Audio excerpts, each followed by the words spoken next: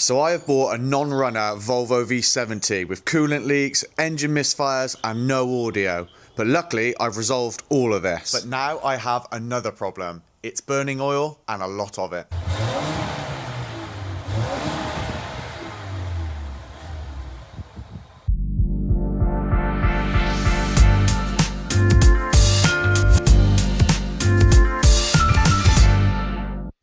So this car has had a complete bottom end, brand new a couple of years ago, and at the same time the cylinder head was reconditioned. I have since replaced the PCV valve, but it is still burning that oil. But realistically there's only one thing left that hasn't been changed, and that is the turbo.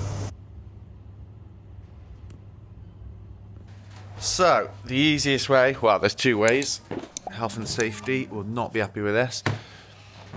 Up on top. So a brief overview, the turbo's on the left hand side here, there's the inlet there, and that is the exhaust manifold, one cast piece. So I've got a series of coolant and oil lines to take off. Already taken the air intake pipe off here, which goes over to the airbox over here. We got these lines here to dismantle these hard lines. I've already dropped the oil out of the car, so we've got the coolant to go, and then it's a series of hoses and vacuums basically, and a couple of connectors, and a big wiggle, and they should hopefully drop out the bottom. So this is the first time doing a turbo change for me, so all learning. One thing I do know is that you do need to change your oil and filter as well. At the same time, you want fresh oil going through that turbo. So I've managed to get myself some oil for it, filter, a new drain plug. So it's not a metal sealing washer, it is an O-ring on this. And then I've got myself a gasket set for the turbo. So a new manifold one, the turbo housing there, a couple of copper washers in there for the lines. And then there's also studs in case they come out of the cylinder head, but they have come out so far okay. And new nuts as well. And it comes with a syringe as well, which we use to feed fresh oil into the housing, I believe. Like I say, this is going to be all new learning for me, but let's give it a go once we're there. More progress, so let's dive underneath, and I can kind of hopefully give a better explanation into what I'm doing. So here we are, led underneath, looking back up at the engine. So this is the exhaust housing part of the turbo. So I managed to get the cat out the way and down the side here. I've already, obviously, like I said before, taken off the intercooler piping, which is this outlet here. I think all that is left is to undo these 8 mils here on that pipe, so it goes into the sump. So that's like the oil return, I think. And then I've got a rather large Allen key hard pipe there, which I think is probably coolant. So I've got that one to take off. And then I've got another one at the top with that little rubber elbow, and I need to take that off as well. Then I've got a couple more manifold nuts and bolts to undo at the top, which are up there, which you cannot see right now. And then I'm hoping I can wiggle this whole unit in between this space here, which is optimistic, but we're going to give it a go. I've undone a gearbox mount, which is literally just here, so I've got a little bit of movement and wiggle on the whole engine. That's a very cramped update. Not the easiest, but hey, got to get it done. So here we go.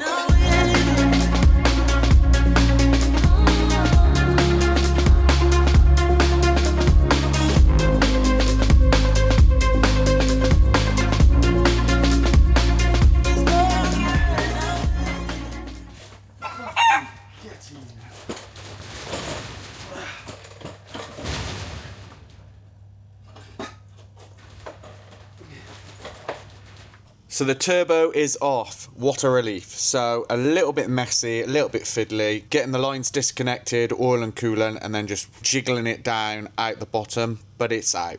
So these are both Ford units, same part number.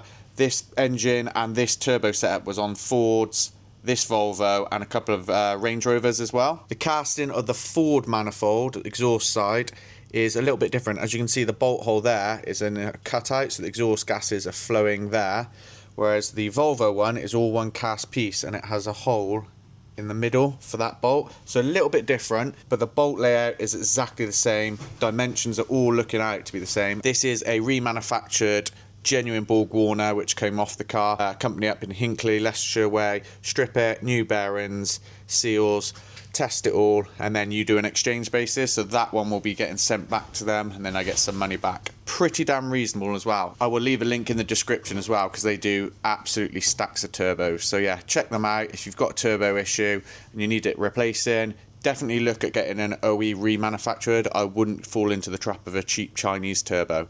So I'm going to have to switch over a couple of vacuum lines and bits and pieces and a hard line here. So when the old one was on the car, you could see there was oil leaking in between here, between the exhaust housing and turbine. So this is the remanufactured one. So as you can see, nice and clean. It's all been cleaned up. Wheel has no play, but it's spinning around as you should expect, nice and smooth. So this is the housing, obviously, of the original one. Now let's see if I can have a feel of this bad boy and see if we got any play.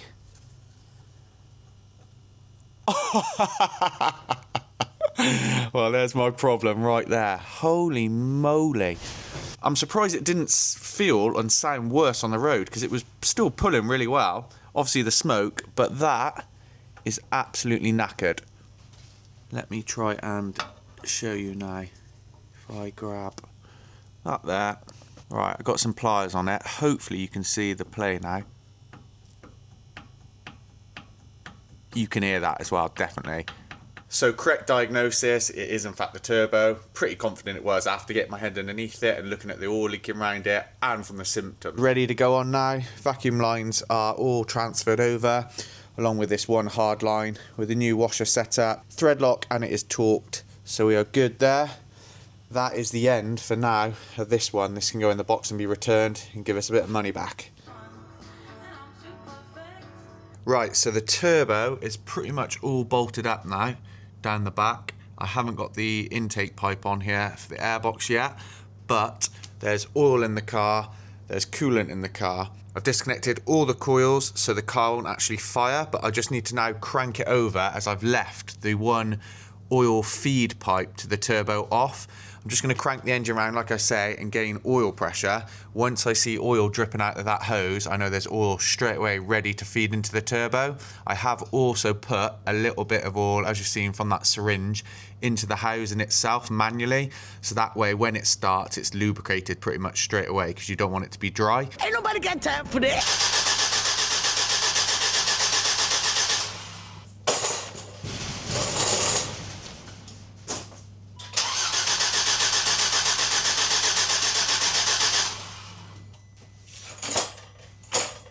Hey. So we have oil now. As you can see, it's already started peeing on the floor, but at least now I know that we've got oil pressure. Okay, so we're at a point now where I can start it for the first time properly. I'm hoping there's no leaks. First time. Sounds good. Doesn't sound like we got any leaks either. Exhaust leaks.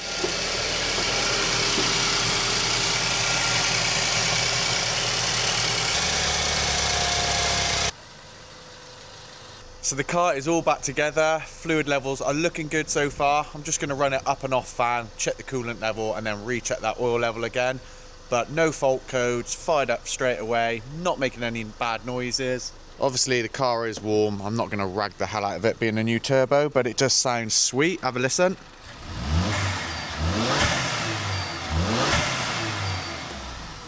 No more blue smoke out of the back of the car, as you'd expect, now that it has a brand new turbo on it. So that is the Volvo done outside. I've just been driving around the farm. That's all I can do at the moment because it hasn't got an MOT. Let's hope there's no more issues with this thing, because there's not much that hasn't been replaced in the last 2 years on this car now, engine-wise anyway. So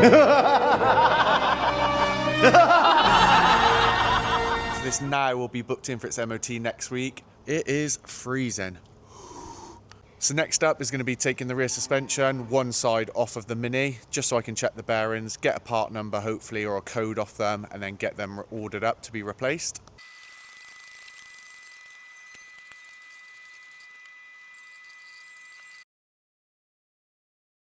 So the spring strut assembly I've now removed. I've already taken the damper adjuster screw off the top with a little 13mm, I think it was. No, 14mm. And then I've just started undoing the 17mm and then holding a 5mm Allen key through the centre. So we are literally just at the end now. And then as we slide this off, so this is the bearing I think is at fault, which is inside this little, what looks like a little captive set up in here. And okay, so that comes off, so a little shouldered bush as well. So that's just sat on top here. I'm now going to undo this and then inspect the bearing inside here.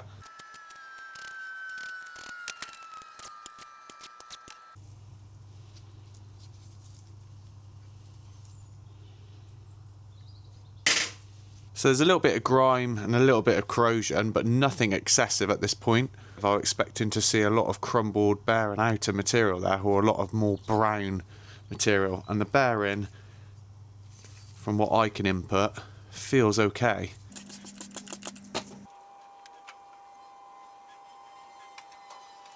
So I've cleaned both sides off. Unfortunately, there doesn't seem to be a bearing number on the outer casing. I was hoping there was, because then I could cross-reference with a bearing shop or online and get some ordered up. So it looks like I am going to have to do a few little measurements, length, diameters, and then see if I can find one. Otherwise, it looks like I will have to go down the genuine route of BC Racing ones. And for the Mini, and update wise, well, I've just pressed out and fitted brand new spherical bearings in the rear suspension because they're nice and easy to get at first. So 2 weeks has passed now. The Volvo has passed its MOT with 0 advisories. I've now covered just over 300 miles in it. It isn't burning ore and it isn't using coolant, so that is perfect. However, on a trip, I did get an engine management light and it did bring up this warning in the dash. So the car went into like a limp mode, didn't have power, but a simple ignition switch turning on and off, and then it was back to rain again, full power, and the light went off. There is a fault code stored, which is to do with the high pressure fuel pump. Now I've done some digging already, had a quick look. It looks to be the original Bosch pump on it because it says it's dated in 2011 and this car was produced in 2011. The fault code does refer to either the power supply, the wiring to the pump, or the pump itself to be the problem. Now I did do a wiring repair in a previous video and you can watch that video here now. The pumps aren't the most reliable of things. There's a little sensor on top of it as well, which it could be that, but you cannot buy it separately. So I have bit the bullet. I've bought a brand new Bosch fuel pump to replace, and at the same time I'll have a good look at the wiring. There's only 2 wires I believe to the connector, and trace the wire down the loom and see if I can see anything obvious. I've also got that little plunger cap to replace as well because they wear, and if it's anything like the horror stories I hear with the Volkswagens, Golfs and stuff of earlier generations, they wear out and they can destroy cams as well, I believe. So I've got one of them as well. Preventative maintenance. Let's get onto it. Little side note before we get into this fuel pump, how cool are these? 3D printed, little honeycomb web design on the side, couple of little magnets on the bottom. They will sit in your toolbox, and then you can fit your ratchets into the top of them and it holds them nice and still and organised. Yep, they are cool. Rate them. Decent. So, this is the plunger.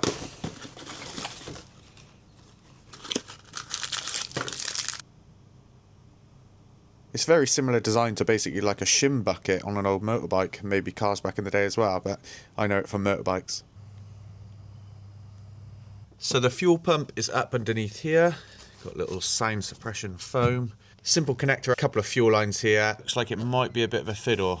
Looks like it needs to be a fancy tool to press that back, but I'm going to give it a go with some picks. So let's get the cover off, the intake off, so we can have a better look at it. So a couple of connectors, like I say, and then some bolts into this body piece here, and then that plunger piece, I'm guessing, is just sat down below it in here. There's quite a lot of pressure, fuel supply, and you don't want that spraying everywhere. So I am going to try and disconnect the fuel pump relay or the fuse, turn the engine over, and hopefully that will depressurize the system. So underneath the passenger glove box is a couple of fuse box boards, and I believe from what I can see I'm going to go for F13 if that will focus. It's got a fuel picture on it. I'm hoping that is the fuel pump itself, but I'll give that a go first. 20 amps, so it's quite a high one, so that would probably be it in my eyes. So if that is the right fuse, I should just be able to turn the engine over now and it won't fire because it doesn't have the pump.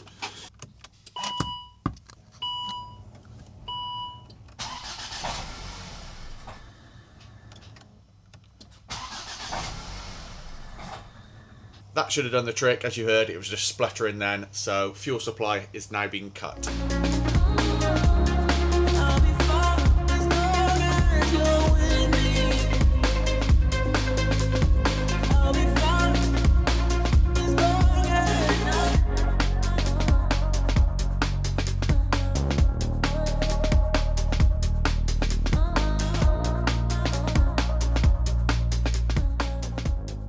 this hose is disconnected really nice. I was a little bit concerned about this little plastic end, but 2 little picks, carefully working my way around it, pushing it back and then pulling the connector back, hasn't damaged it at all.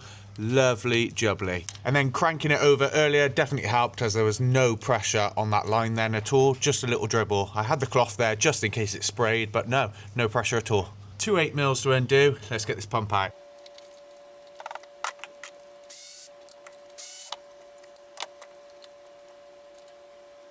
So that is the old one out. Nice and easy job, this.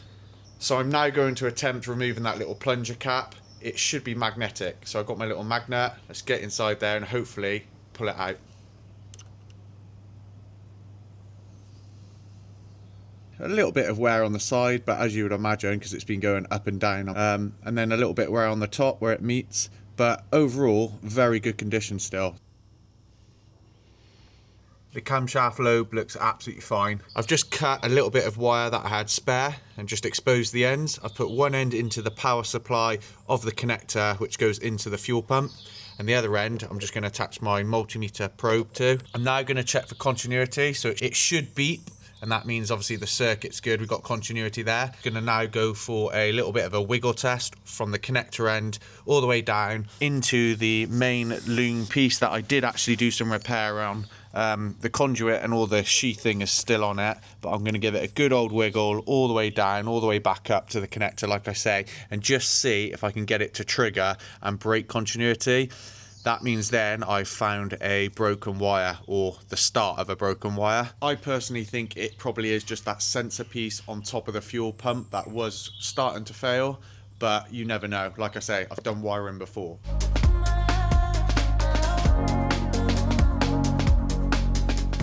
I'm going to have to cut a little bit of that footage because that beep does your head in. But yeah, no faults found so far.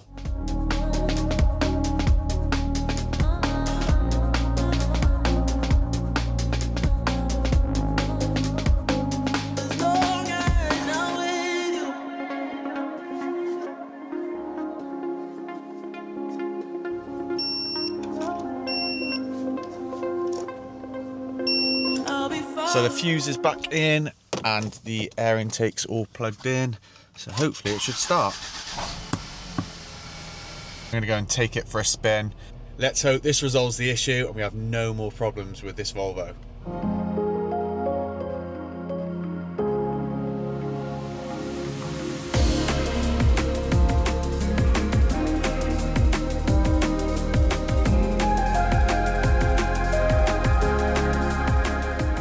I've covered 50 miles now in the Volvo and it hasn't come back on with the mill light, and that reduced engine performance light has not come back on the dash. So, was that it? The sensor on top of that high pressure fuel pump, was it playing up?